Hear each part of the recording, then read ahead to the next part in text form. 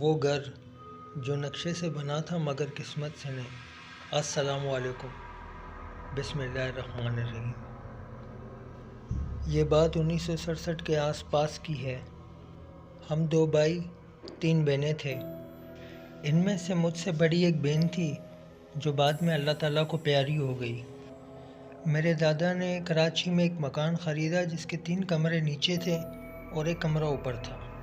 میرے والد صاحب اور میرے دادا فشری کے کام سے وابستہ تھے، ٹھیکیداری کیا کرتے تھے، اور اس زمانے میں ہمارا خاندان اس کام میں خاص مقام رکھتا تھا۔ یہ تقریباً سن 1991 کی بات ہے۔ اس وقت کراچی میں آج جیسی آبادی نہیں تھی، چھوٹے چھوٹے علاقے، چھوٹے چھوٹے گھر ہوا کرتے تھے۔ میرے والد صاحب اکثر اپنی لیبر کے لیے لنڈا بازار سے فشری سے کپڑے لیا کرتے تھے۔ ماہی گیر لوگ جو فشنگ کے ٹائم پہ کپڑے کمبل وغیرہ یوز کرتے ہیں وہ سامان، ابو اپنی لیبر کو وہی سامان دیا کرتے تھے۔ ایک دن اسی سامان کے ڈھیر میں میرے والد صاحب کی نظر پڑی ایک کتاب پر۔ اس کتاب میں بہت ہی خوبصورت ایک بالکل پرانے طرز کا گھر بنا ہوا تھا۔ ابو نے کتاب اٹھا کر دیکھی، اس کے اندر ایک گھر کا تفصیلی نقشہ بنا ہوا تھا، ایسا نقشہ جو عام گھروں جیسا بالکل بھی نہیں تھا۔ اس میں باریکیاں تھیں، نفاست تھی، ہر چیز نپی تلی ہوئی تھی۔ ابو کو وہ نقشہ دل سے پسند آ گیا۔ انہوں نے وہ کتاب بھی خرید لی۔ ابو نے وہ نقشہ کئی ٹھیکیداروں کو دکھایا اور کہا مجھے بالکل ایسا ہی گھر چاہیے۔ زیادہ تر ٹھیکیداروں نے کہا کہ یہ گھر بنانا اتنا آسان نہیں ہے، اس میں باریکیاں ہیں، ہمیں سمجھ نہیں آ رہا، اس میں بہت باریک کام ہے، ہم سے نہیں ہوگا۔ آخر کار ایک ٹھیکیدار نے بولا میں بنا لوں گا۔ ابو نے اس کو ٹھیکہ دے دیا۔ ہم سب گھر والے دوسرے مکان میں شفٹ ہو گئے اور پرانا مکان توڑ دیا گیا، بنیاد ڈالی گئی اور دیواریں اٹھنے لگیں اور چھت پڑی اور پھر پلستر کا کام شروع ہوا۔ ایک دن دوپہر تقریباً 1 بجے سارے مزدور کھانا کھانے کو چلے گئے۔ ٹھیکیدار نے اپنے مستری عظیم سے کہا تم بھی آؤ، کھانا کھا لیتے ہیں، ہوٹل چلتے ہیں۔ عظیم نے کہا بس دیوار کے کونے کی دار سٹ کر کے آتا ہوں، آپ لوگ چلیں، میں پھر آتا ہوں۔ وہ سب لوگ چلے گئے مگر عظیم کھانے پر نہیں پہنچا۔ جب سب واپس آئے تو انہوں نے دیکھا عظیم وہیں پہ بے ہوش پڑا تھا۔ انہوں نے فوراً عظیم مستری کے چہرے پہ پانی کا چھڑکاؤ کیا اور وہ کچھ دیر بعد ہوش میں آ گیا، اور جیسے ہی وہ ہوش میں آیا اس نے کہا رشید بھائی مجھے میری مزدوری دے دو، اب میں کام نہیں کروں گا یہاں۔ ٹھیکیدار نے اسے ایک سائڈ پہ لے جا کر پوچھا کہ کیا ہوا، کیوں کام نہیں کرو گے اب تم؟ عظیم مستری نے کہا جب آپ سب چلے گئے تھے میں دیوار کے کونے کا کام کر رہا تھا کہ اچانک دیوار میں سے ایک ہاتھ آیا اور مجھے ایک زوردار تھپڑ مارا۔ میری آنکھوں کے سامنے اندھیرا چھا گیا اور یہ بات آئی گئی ہو گئی۔ کام رکا نہیں اور گھر مکمل تیار ہو گیا۔ گھر بننے کی خوشی میں ایک بہت بڑی دعوت دی گئی۔ اس زمانے میں ہمارا گھر نیٹی جیٹی پل سے صاف نظر آتا تھا کیونکہ آس پاس کے سب مکان چھوٹے تھے۔ ہمارا مکان ایک بڑی حویلی کی طرح نظر آتا تھا۔ ان دنوں بھی خاندان والوں کے دلوں میں جلن ہوتی تھی، جیسے بالکل آج کے وقت میں ہوتی ہے۔ میرے ابو کے چاچا والوں کو جلن ہوئی۔ انہوں نے اپنا گھر بنانا شروع کیا اور میرے ابو سے کہا کہ ہارون تمہارا یہ گھر بہت بڑا ہے، اوپر کے 2 منزل پورے خالی پڑے ہیں، ہمیں پہلی منزل کچھ وقت کے لیے دے دو۔ ابو مان گئے کیونکہ اللہ جنت نصیب کرے میرے والد صاحب ایک درویش انسان تھے۔ ایک رات میرے پھوپھا نے میرے بڑے بھائی اکبر سے کہا اکبر جا کر ہوٹل سے چائے لے آؤ۔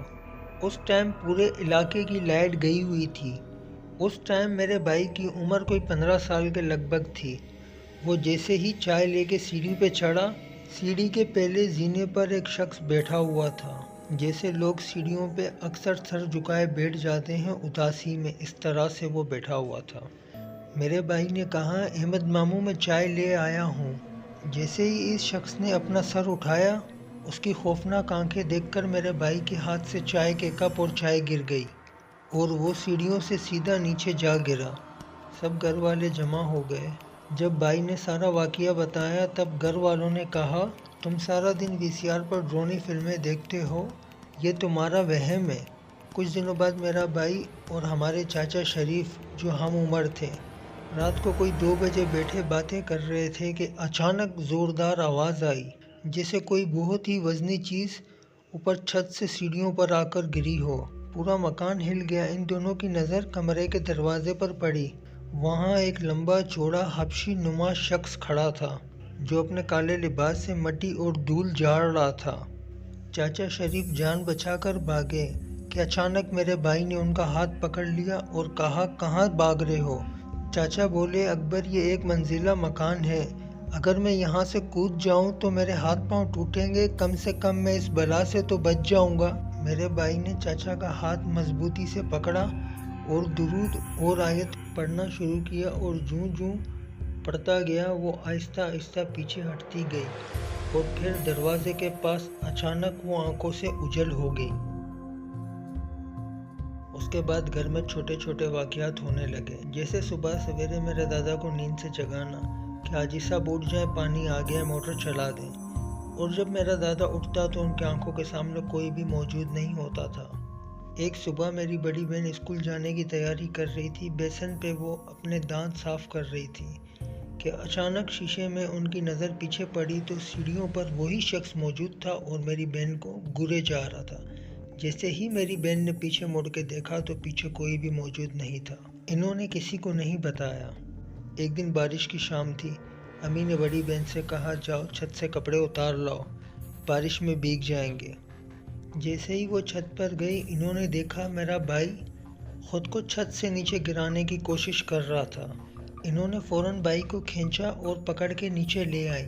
پوچھنے پر میرے بھائی نے بتایا، جب میں شام کو اوپر جاتا ہوں تو وہ آ جاتا ہے مجھ سے ملنے اور مجھے کہتا ہے کہ مجھ سے ڈرو مت، میں تم سے دوستی کرنا چاہتا ہوں، تم سے بات کرنا چاہتا ہوں، بدلے میں جو چاہیے میں تمہیں دوں گا، بس میرے پاس آیا کرو، مجھ سے دوستی کرو، مجھ سے بات کرو، ڈرو مت، میں تمہیں کوئی نقصان نہیں پہنچاؤں گا۔